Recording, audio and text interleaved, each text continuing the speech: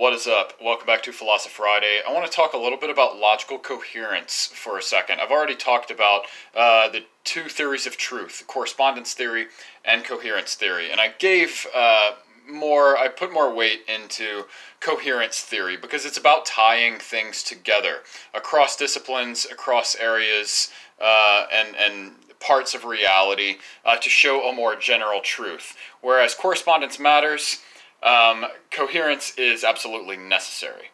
I really just want to give you an example of how coherence works. So Carl Jung was a psychoanalyst in the early 20th century, and his ideas can seem very vague, seem very disconnected.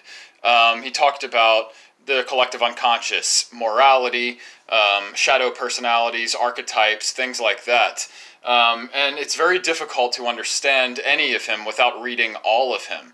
However, there are certain topics, certain structures within which you can conceptualize information that will lead to a more coherent understanding of everything, if that makes sense. So this book, Jung on Astrology, takes all of his thoughts that he has ever had and written down in any of his books on astrology and puts them together in an order which, if he intended them to be so, would make the most sense. This is not a book that he intended to write. It's just a compilation of everything he's ever said about astrology.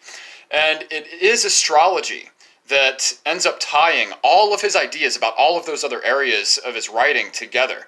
In fact, you understand everything about each part of his writing better simply by reading what he said about astrology in this sequence. So you learn more about what he actually meant by the collective unconscious, archetypes, and all the areas of psychology and psychoanalysis that he was a master of. But astrology, for whatever reason, is the mold that gives rise to the logical coherence that actually underlies all of his work. So it's very interesting.